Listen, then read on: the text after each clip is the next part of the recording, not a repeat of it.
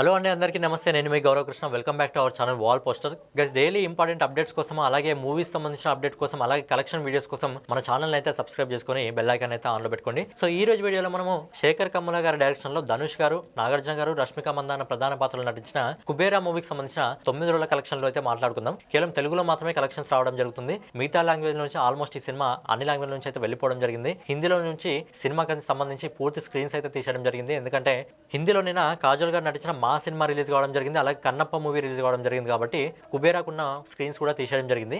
మరి long run లో ఈ 9 రోజుల్లో కుబేరా మూవీ 120 కోట్ల బడ్జెట్, తన బడ్జెట్ నన్నా వసూలు చేసిందా లేదా అనే విషయం గురించి మనం ఒకసారి మాట్లాడుకుందాం. ఈ సినిమా మొదటి వారంలో, అంటే మొదటి 7 రోజుల్లో ఈ సినిమా ఇండియా నెట్ కలెక్షన్ వచ్చేసి 69 కోట్ల 21 లక్షల రూపాయలు వసూలు చేయడం జరిగింది.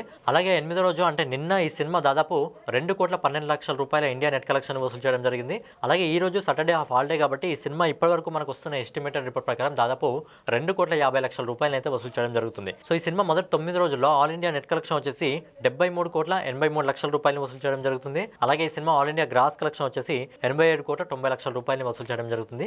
అలాగే ఓవర్సీస్ మార్కెట్ నుంచి ఈ సినిమా మంచి కలెక్షన్ అయితే రాబట్టడం జరిగింది.